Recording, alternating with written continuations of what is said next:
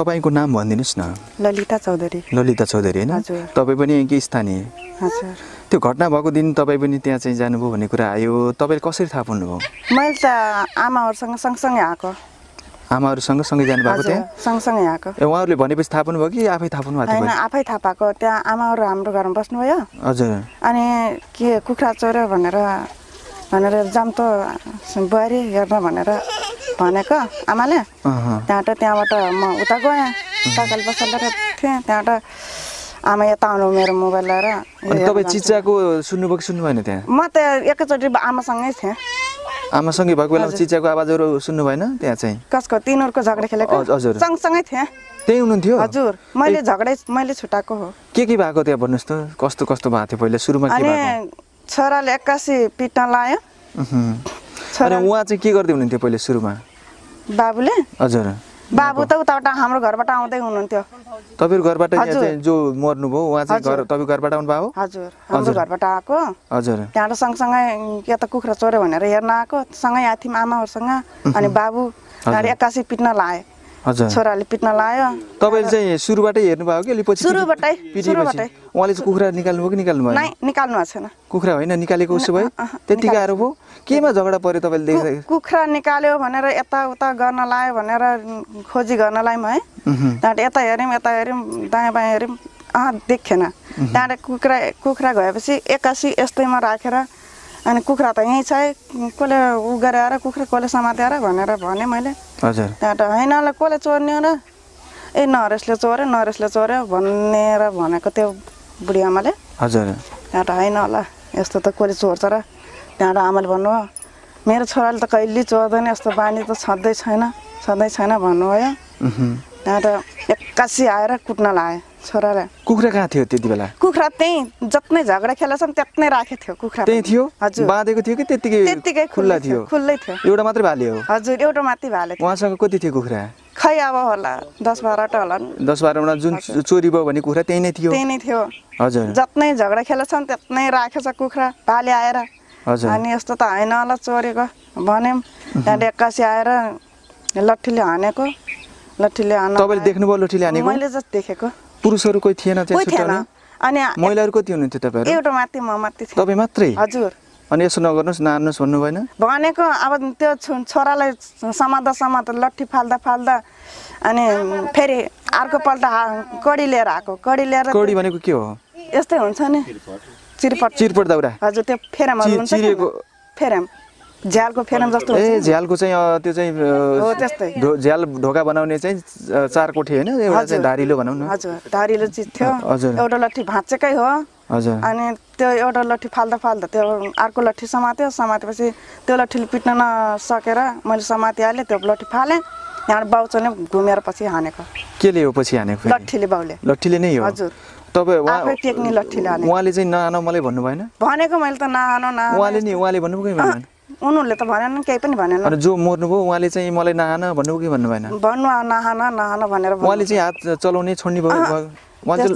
हात चलाउने यताउता गर्ने त्यो बाबुले चाहिँ प्रतिकार गर्ने लड्ने गर्नु भएन है? केही पनि गर्नु भएन। अब त्यस्तरी कुटेपछि कहाँ लड्न सकिन्छ? पोल्टिरहनु भएको थियो? हजुर। पहिलो चोटमै पल्टिनु भएको? पहिलो चोटमै पल्टेको। त्यसपछि चाहिँ तपाई गएर छुटाउनु भयो तर सक्नु भएन? हजुर। मैले अब त्यहाँ छुटाउन बाउलाई समात्न सकेन। छोराले त मैले समातेर उता गराएँ। त्यहाँबाट एक्कासी अब पिटेपछि खुन भयो। यसरी किन गर्नुहुन्छ? भोलि जस्तो भए पनि बैठक बसाले भए हुन्थ्यो। किन यस्तो गर्नुहुन्छ र तपाईहरुले भने। त्यहाँबाट अब भोलि गर्नु होला, बानेर राख्नुहोस्। एउटा कुखुराको लागि यस्तो गर्नुहुन्छ, चोरी यस्तो गर्नुहुन्छ, कहाँ चोर होइन, यस्तो यत्रो वर्ष भइगयो कहाँ चोर्ने हो र बाबुले भनेर यस्तो भनेको मैले। उसो भए धेरै रात पनि परेको थिएन? धेरै रात परेको थिएन। 8-9 बजे थियो। खाना खाने बेला? खानै पाकेको थिएन। खानै पाकेको थिएन है? खाना खाने बेला थियो होला उसो भए लगभग? अरूको त खाना खाने बेला भएको थियो होला, हाम्रो त पाकेको थिएन। अनि त्यसपछि तपाईहरु लगातार लामो समयसम्म पिटाइ गरिरहनु भयो कि त्यही चोटहरुले चाहिँ उहाँको मृत्यु भइसक्यो कि कस्तो भयो? हैन, सँगसँगै थिए। त्यहाँबाट उनीहरु फेरि मेरो नाति थियो, सानो नाति थियो। अनि ससुर बाबा फेरि बुढो हुनुहुन्छ, त्यहाँले खाना कतिखेर पकाउँछ भन्नुहुन्थ्यो। अब पकाउँछु, त्यहाँ झगडा छुटाउँछु र पकाउँछु भनेको। ए त्यसपछि चाहिँ उहाँहरु कति पटक जति चाहिँ चोट हान्नु भयो होला देख्नुभयो?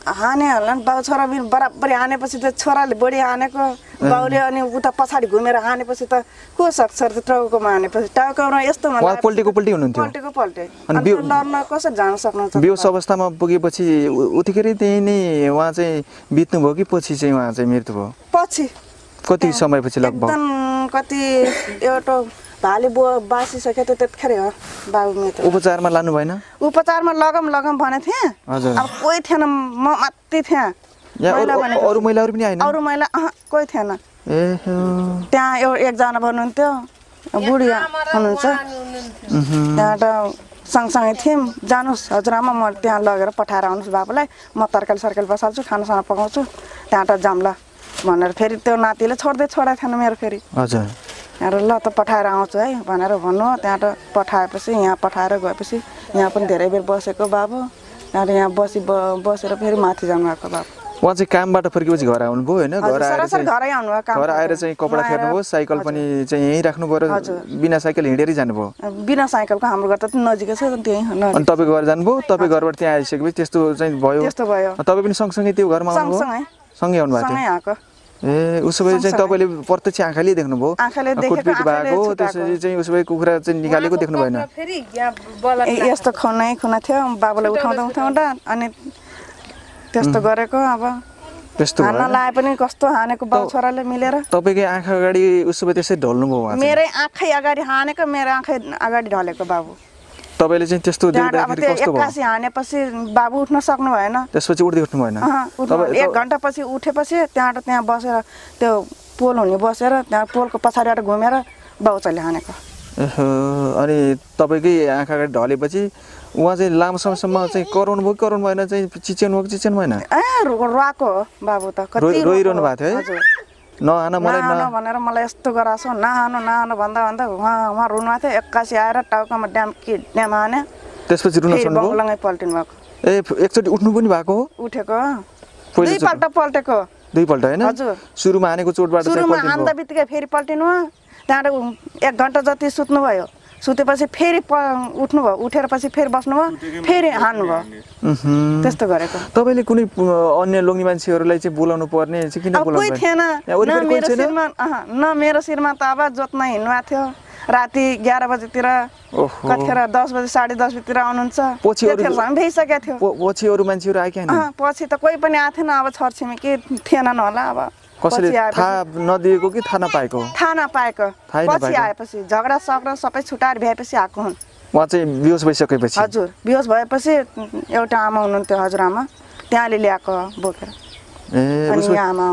लामो समयसम्म उहाँ चाहिँ बोल्दै हुनुहुन्थ्यो पछि चाहिँ बेहोस भइसकेपछि कुट्न छोड्यो कुनै खुन हुँदा पनि बोल्नु भएको थियो बोलिरहनु भएको थियो त्यसो गर्दा पनि फेरि पनि हाने तिनीहरूले त्यस्तो अवस्थामा पनि फेरि हानेको त्यसपछि बेहोस हुनुभयो त्यहाँबाट बोल्नु भएन त्यहाँबाट यहाँ उठाएर ल्याएर एकछिन यहाँ बस्नु त्यहाँबाट बसेपछि धेरै बेर खुन आए गऱ्यो त्यहाँबाट फेरि माथि जानुभयो सुत्न अब म माथि थिएँ महिला भनेपछि तपाईँले उसो केही गर्न सक्ने भएन एम्बुलेन्स बोलाउने त्यस्तो चाहिँ केही पनि भएन केही आएन दिमागले काम गर्ने तपाईँ उसो एकदमै केही नसोच्ने देखेर अब कता जाम के गरौँ भन्ने भइगयो तपाईँले के गर्ने के नगर्ने केही छुट्याउन सक्नु भएन हैन के राम्रो हो के नराम्रो हो केही थाहा भएन त्यस्तो दिमागै कामै गरेन नत्र भने त त्यस्तो अरू उस्तो भाषा बोलाइहाल्थ्यो होला कुट्ने बेला मरे मर्छ भने यो जेल गए जान्छ भनेर बाउ छोराले त त्यस्तै भनेको छोराले सब एकदमै दुःखद घटना घटेछ नि हैन हजुर यस्तो घटना त मैले कहिले पनि युवा नै हुनुहुन्थ्यो भर्खरको हैन 17 वर्षको उमेर भनेपछि त एउटा चाहिँ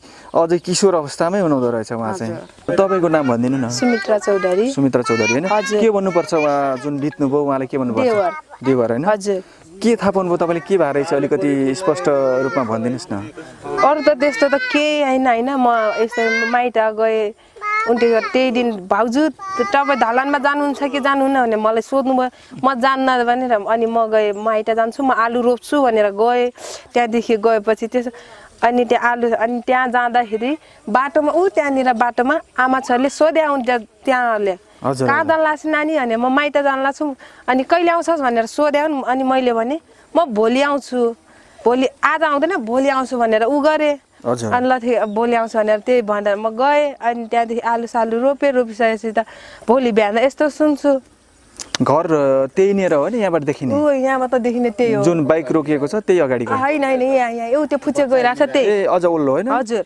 ए त्यहाँ जाँदा त्यस्तो आउँदा चाहिँ त्यस्तो भएको अनि मैले त अरूलाई त आमाले त मलाई त सत्य बोल्नुहुन्छ नि यस्तो भयो उस्तो भएर त अनि त्यहाँ आमाले भन्नुभयो म आउँदा हामी त्यहाँ थियौँ त्यहाँ त्यो भाउजूहरू दिदीहरूको घरमा गएर बसिरहेको थियौँ अनि त्यहाँ बस्दाखेरि अलिकति आमा कुरा पनि अलि हामी भाषाको कारणले पनि अलि राम्रोसँग बुझ्न सकेनौँ उहाँले के भन्नुभयो तब उहाँ चाहिँ प्रत्यक्षदर्शी पुरै सुरुदेखि अन्त्यसम्म हुनुहुँदो रहेछ होइन हजुर के सुरुबाटै भनिदिनुहोस् त कसरी भए रहेछ आमाले भनेको अघि भनेको त्यही आमाले भनेको कुरा पनि तपाईँसँग पनि त भन्नुभयो होला आमाले तपाईँहरूसँग के भन्नुभयो सुरुदेखि के भए रहेछ सुरुवातमा ए अनि त्यहाँदेखि हामी त्यहाँ बसिरहेको थियौँ बुहारीको घरमा बस्दाखेरि अनि छोराको त्यहाँनिर फोन आयो त्यहाँनिर त्यो आँपको बुट्टा छ त्यहाँनिर कुरा गर्यो त्यहाँनिर अब उहाँ दिदी बस्नु भएको थियो उहाँ दिदीको नाति बस्नु भएको थियो सबैजना बसिरहेको थिए अनि तिनीहरू चाहिँ उतादेखि खै अनि चोर आयो भनेर तिनीहरू त्यस्तो भन्या रहेछन्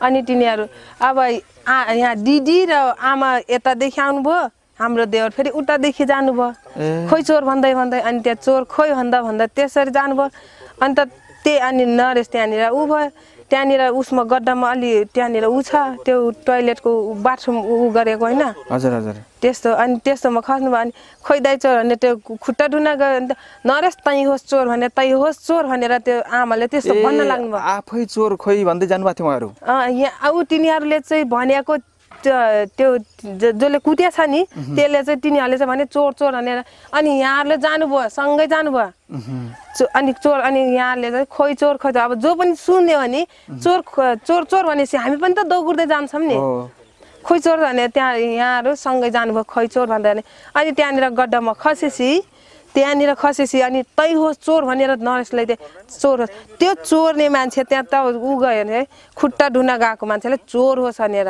अब ठिकै छ अलिअलि ऊ गर्नु भएको छ भने तै चोर होस् भनेर तिनीहरू आएर एक्कासी कुद्न थाले अब उहाँ दिदी हुनुहुन्छ छुटाउने मान्छे पनि उहीँ हुनुहुन्छ हजुर हजुर अनि त्यहाँदेखि तै चोर होस् भनेर त्यहाँ कुटे कति कुटे तिनीहरू पनि कुद्दाखेरि तिनीहरू अनि नकुटा हाम्रो आमाले भन्नुभयो मेरो छोरालाई नपिटा मर्छ भने मर्छ हामी कुट्ने नै हो चोरलाई कुट्नै पर्छ मार्नै पर्छ भनेर त्यस्तो भनेसम्म भनेको आमाले मलाई त्यस्तो भन्नुभयो अनि त्यसो ऊ गर्दाखेरि त कुटेकै होस् भनेर अनि चोर होस् भनेर त्यस्तो आरोप लाएर त्यस्तो अनि तिनीहरूले त्यस्तो कुटेको हान्दाखेरि पनि छोराले हान्यो धेरै यता हान्दा उता पल्टिन्छ उता हान्दा उता पल्टिन्छ दुई तर्फबाट हानेर हजुर छोराले हान्दा चाहिँ पहिले हातले पनि होछ हानेको हातले हैन चिरपटले त्यही उले हान्दाखेरि दाउराले हजुर लौरो र त्यो दाउराले ऊ त्यो ऊ गर्नुहुन्छ नि त्यस्तो ऊ त्यहाँ छ त्यो दाउरा लौरो लट्ठीहरू चाहिँ लिएर गए पुलिसहरूले हजुर लिएर गएछन्